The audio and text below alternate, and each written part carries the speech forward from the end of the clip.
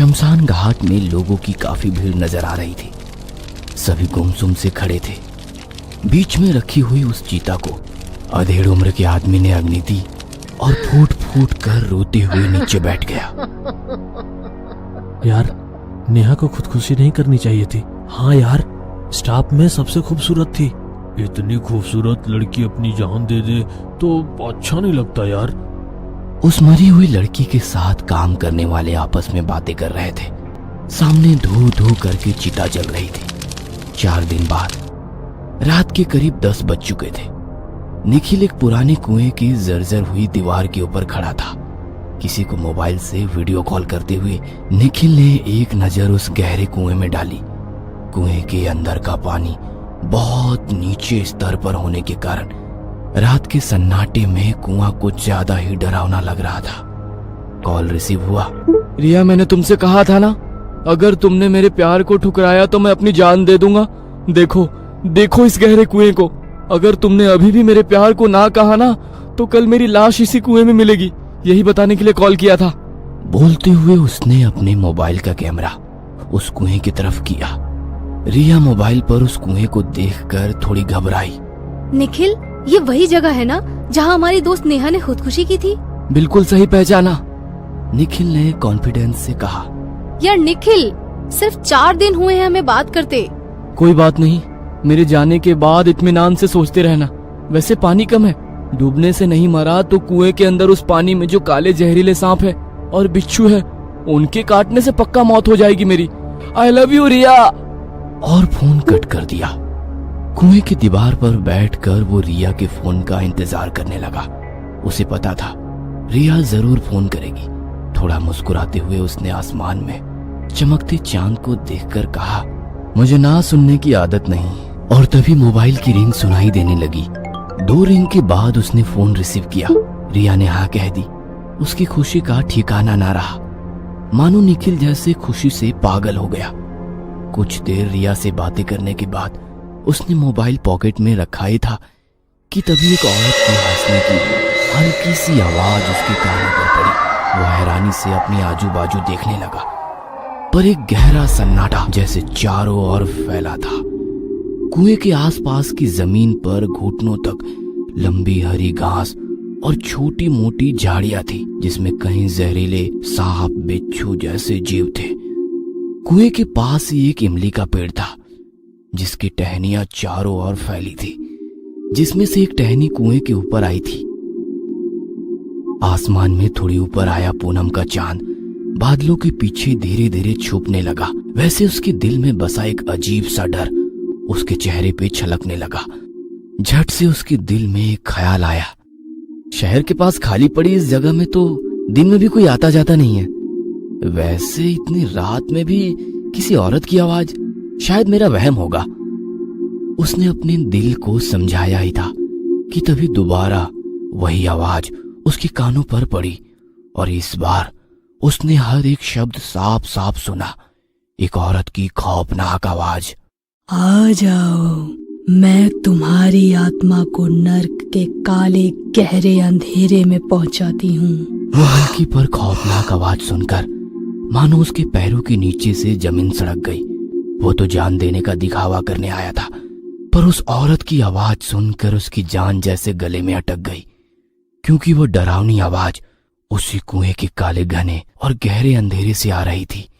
उसकी निगाहें कुएं के भीतर गड़ी थी। तभी कुएं के गहरे काले पानी में थोड़ी हलचल होती नजर आई, मानो जैसे कोई धीरे धीरे कुएं की दीवार पर चढ़कर घिसटते हुए ऊपर आने की कोशिश कर रहा हो। वो खौफनाक आवाज सुनकर वो कुएं की उस छोटी सी दीवार पर से झट से नीचे उतरा और दोबारा से वही गूंजती हुई आवाज कुएं के भीतर से आने लगी। आ जाओ, मैं तुम्हारी आत्मा को नर्क के काले गहरे अंधेरे में पहुंचाती हूँ।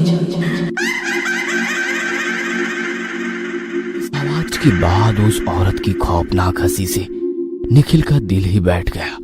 डर के मारे वही के कदम पीछे सरकने लगा, पर उसने अपनी डरी सहमी नजरें उसी कुएं की चौतरफा बनी छोटी सी दीवार पर गड़ाए रखी थी, पर वो हंसने की आवाज लगातार आ रही थी।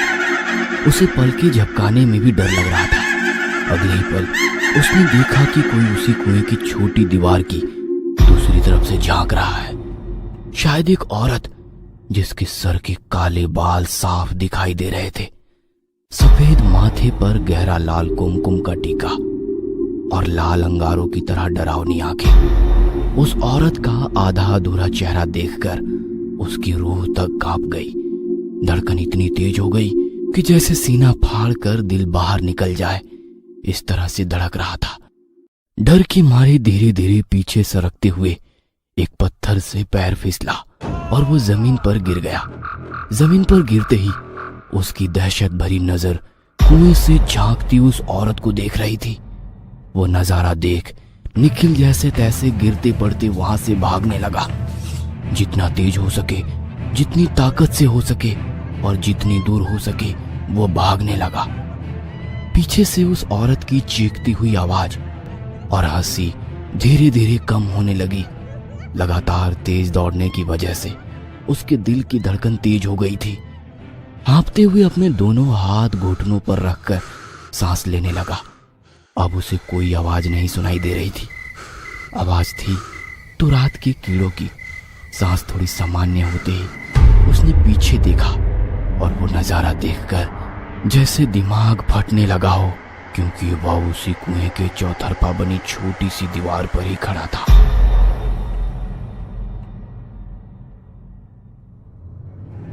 और एक सफेद साड़ी पहनी औरत उसी कुएं के ऊपर से निकली इमली की पेड़ की एक टहनी पर अपने पैर झुलाते बैठी थी।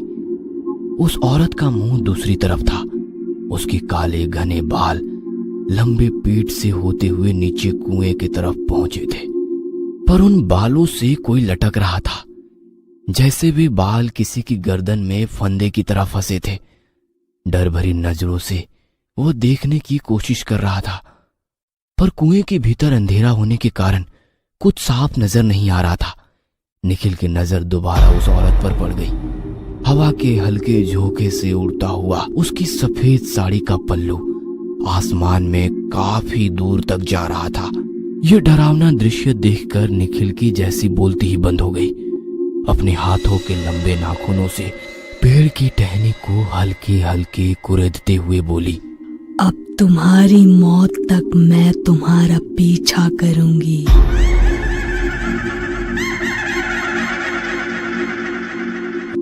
और एक डरावनी हंसी जैसे उसके कानों में लगातार गूंजने लगी, जिससे उसका दिमाग सुन्न पड़ने लगा। उसने दोनों हाथों से अपने कान बंद कर लिए, पर डर के मारे वह वहीं बेहोश हो गया। होश आया तो सुबह हो चुकी थी। उसका सर काफी दर्द कर रहा था। वो सपना था या सच में सब कुछ हुआ था? सोचते हुए उसने अपनी बाइक निकाली और घर के लिए निकला। देर रात तक बाहर रहने की निखिल की आदत से घर वाले वाकिफ थे। निखिल फ्रेश होकर ऑफिस पहुंच चुका था। कल रात घटी वो डरावनी घटना को सपना समझकर वो कब का भूल चुका था। सबसे हंसी मजाक करते हुए वो ऑफिस में आया। उसके साथ ही अपने अपने कुर्सी पर बैठे काम में मगन थे। तभी उसकी नजर कंप्यूटर के सामने बैठी रिया पर पड़ी। रिया के पास एक कुर्सी पर बैठकर वो बोला, चलो रिया, एक बार आई लव यू बोलो। निखिल, सब देख रहे हैं। एक बार प्लीज। रिया के पास और कोई चारा ना था। वह उसके कानों के पास आई और धीरे से बोली, आ जाओ, मैं तुम्हारी आत्मा को नर्क के काले गहरे अंधेरे में पहुंचाती हूँ। वही डरावनी आवाज उसके कानों में गूंज उठी और निखिल की रूह कांप गई। उसने झट से रिया की ओर देखा तो वह रिया नहीं बल्कि वही औरत थी जो कल रात उसे कुएं के पास दिखाई दी थी। उसे देखकर निखिल की आंखें फटी की फटी रह गई। वो गिरता पड़ता अपनी कैबिन के अंदर घुस गया। निखिल का ये बर्ताव देखकर पूरा स्टाफ हैरान हो गया, पर सबसे ज्यादा हैरानी तो रिया को हो गई थी। जो कल तक मेरी एक हाँ के लिए मर रहा था, वही आज मुझे देखकर डर रहा है। इस बात को आज हफ्ता बीत चुका था, पर निखिल के दिमाग को वो सारी बातें दिमाग की तरह कुदेर रही थी। ना उसका काम में मन लग रहा था, ना घर में। निखिल का यह पूरा बदला रूप देखकर घर वाले भी थोड़े परेशान थे।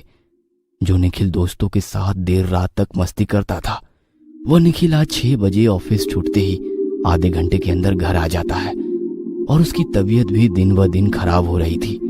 उसे देखकर ऐसा लग रहा था कि जैसे वो काफी दिनों से रात को सोया नहीं था। थकान उसके चेहरे पर साफ नजर आ रही थी। ना किसी से ठीक तरह से बातें करता, ना किसी के सवाल का जवाब देता। बस उदासी भरी चेहरे से और खौफनाक भरी नजरों से वो अपने ही ख्यालों में खोया रहता। पर उसकी यह बात उसके घर वालों की नजर से कहां छूटने वाली थी। सुबह नाश्ता करने के लिए निखिल अपनी कुर्सी पर बैठ गया। सामने बैठे पापा ने पूछा, निखिल बेटा, क्या बात है? तुम इतने परेशान क्यों लग रहे हो? अगर तुम्हें ये नौकरी नहीं करनी तो कोई बात नहीं बेटा। पापा की बात सुनकर निखिल एकदम शांति से बोला, पापा, नरक ज्यादा खौफनाक होता है क्या? ये कैसी बातें कर रहे हो? माँ की आवाज में अपने बेटे के लिए दर्द छलक रहा था। निखिल की खामोश नजर चाय के कप पर टिकी थी। चाय का रंग जैसे काला गहरा दिखाई देने लगा और दूसरे ही पल कप की जगह वही कुआं और कुएं के भीतर से घूरती हुई वो लाल आंखें। डर के मारे निखिल ने चाय के कप पर जोर से हाथ दे मारा और झट से खड़ा हो गया। निखिल, क्या हुआ? माँ, वो मुझे लगा कॉकरोच है। बोलते हुए उसने अपनी ऑफिस बैग उठाई और घर से ऑफिस के लिए निकला। पर माँ और पापा को उसका यह हरकत काफी अजीब लगा। 2 दिन बाद, निखिल, आज हम जरा बाहर जा रहे हैं, कल शाम तक लौटेंगे। और वैसे भी आज तो तुम्हारी छुट्टी है, अपने दोस्तों को बुलाकर खूब मजे करो। माँ और पापा कार लेकर किसी काम के सिलसिले में चले गए। आज निखिल घर में अकेला था, पर उसने अपने किसी भी दोस्त को नहीं बुलाया। माँ और पापा एक वीरान से मठ में किसी तांत्रिक से मिलने गए थे। जमीन पर होम हवन शुरू था। जलती हुई आग के सामने तांत्रिक अपनी दोनों आंख बंद करके बैठा था। माँ और पापा तांत्रिक के सामने हाथ जोड़कर बैठे और चिंता भरी नजरों से उसकी ओर देख रहे थे। आंखें खोलते हुए तांत्रिक ने दोनों की ओर देखा और अपनी करारी आवाज में कहा, आपने बहुत देर कर दी। तांत्रिक की बातें सुनकर माँ को जैसे रोना आ गया। वो तांत्रिक के सामने हाथ जोड़कर रोने लगी। ऐसा मत बोलिए, मैं आपके आगे हाथ जोड़ती हूँ, मेरे बेटे को बचाइए। माँ की दर्द भरी आवाज सुनकर तांत्रिक शांति से हवन की आग को देखने लगा। माँ और पापा दोनों कार में बैठकर वहां से घर के लिए निकले। उन्हें अपने बेटे निखिल को बचाना था। जंगल के रास्ते सुनसान सड़क पर उनकी कार तेजी से चल रही थी। माँ हाथ जोड़कर ईश्वर से प्रार्थना कर रही थी, ईश्वर मेरे बेटे को बचाए। ड्राइविंग करते हुए पापा ने निखिल को फोन किया, पर फोन नहीं उठा रहा था। उसी रात निखिल अपने रूम के अंदर बेड पर बैठा हुआ था। रात के करीब 9:30 बज चुके थे। अपना बदन सिमट कर बेड के एक कोने में बैठा निखिल सामने वाली दीवार पर टंगी घड़ी के पल पल आगे बढ़ते कांटे पर अपनी नजरें गड़ाए बैठा था। समय बीतने की वो आवाज या आने वाले समय की आवाज। देखते देखते 1 घंटा बीत गया, 2 घंटे बीत गए, 3 घंटे बीत गए, पर निखिल वैसे ही अपनी नजरें उस घड़ी के कांटे पर गड़ाए बैठा था। अब रात के 12:30 बज चुके थे। काफी देर से छाए उस गहरे खौफ भरे सन्नाटे के बीच एक अजीब सी आवाज सुनाई देने लगी। खुली खिड़की से अंदर आती हवा के झोंके की आवाज। तभी उसके दिमाग में आया, मैंने दरवाजे खिड़कियां बंद कर दी है, तो खिड़की से हवा का ये झोंका। और उसने खिड़की की तरफ देखा, पर वो तो सचमुच बंद थी। और फिर उसकी डरी सहमी नजर रूम के भीतर, कभी जमीन पर, तो कभी छत के पंखे पर, तो कभी बंद दरवाजे पर ठहरने लगी। और फिर उसे वही आवाज सुनाई देने लगी, आ जाओ, मैं तुम्हारी आत्मा को नर्क के काले गहरे अंधेरे में पहुंचाती हूँ। और फिर वही दिल दहला देने वाली हंसी के साथ दीवार पर सरकने की आवाज धीरे धीरे उस खौफनाक सन्नाटे में और तेज होने लगी। डर के मारे निखिल ने अपने दोनों हाथों से कान बंद कर लिए।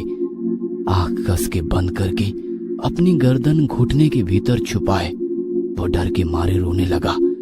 सब कुछ उसकी बर्दाश्त के बाहर था, पर धीरे धीरे वो डरावनी आवाजें कम होने लगी और फिर एक बार सब कुछ शांत हो गया। धीरे धीरे अपनी आंखें खोली और कानों के ऊपर से हाथ हटाए। सन्नाटा, एक गहरा डरावना सन्नाटा उसके रूम के भीतर फैल गया था। इतना सन्नाटा कि सामने वाली दीवार पर टंगी उस घड़ी के कांटों की आवाज उसे साफ साफ सुनाई दे रही थी। तभी उसे बेड की दूसरी तरफ किसी के होने का एहसास हुआ। उसने अपनी नजरें घुमाई तो बेड की दूसरी तरफ वही औरत बैठी थी।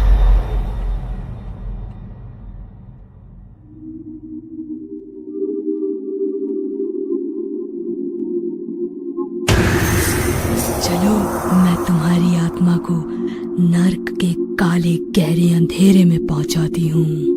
और दूसरे ही सेकंड में उसकी रूम के दरवाजे पर बाहर से किसने दस्तक दी। डर के मारे दौड़ता चिल्लाता हुआ वो आगे दरवाजे की तरफ भागा। दरवाजा खोलकर वो बाहर आया, पर मानो जैसे कोई उसका पीछा कर रहा था। दौड़ते हुए वे अपने घर से बाहर निकला। रात के करीब 1 बजे माँ पापा कार लेकर घर पहुंचे। घर का दरवाजा खुला ही था, पर घर में निखिल नहीं था। माँ का रो रो कर बुरा हाल था। पापा परेशान होकर शहर में गाड़ी लेकर ढूंढ रहे थे। उसी रात निखिल का चेहरा सुन्न पड़ा था, आंखें लाल हो गई थी। उसकी नजरों के सामने नेहा आ गई। उसी कुएं के पास दोनों खड़े थे। निखिल ने गुस्से से उसकी गर्दन पकड़ते हुए कहा, मुझे ना सुनने की आदत नहीं। और उसने झट से नेहा को कुएं में ढकेल दिया। उस रात नेहा के सिर्फ चीखे गहरे अंधेरे कुएं से कुछ देर तक निखिल के कानों में गूंजती रही और फिर शांत हो गई। आज वो मंजर निखिल की आंखों के सामने आ गया, पर निखिल उसी कुएं में काली रस्सी के सहारे झूल रहा था। धीरे धीरे सब साफ दिखने लगा। निखिल के गले में लिपटी वो रस्सी नहीं थी, उसी औरत के काले घने बाल थे। वो औरत कुएं के ऊपर से जाने वाली इमली के पेड़ की टहनी पर पैरों को आगे पीछे झूलते बैठी थी। हवा के हल्के झोंकों से उसकी साड़ी का पल्लू आसमान में दूर तक लहरा रहा था। अपने लंबे नाखूनों से पेड़ की टहनी को हल्के हल्के सहलाते हुए वो बोलने लगी, तुमने एक मासूम की हत्या की है। चलो, मैं तुम्हारी आत्मा को नर्क के काले गहरे अंधेरे में पहुंचाती हूँ। और एक अजीब सी हंसी उस रात के वीरान से सन्नाटे में गूंजने लगी।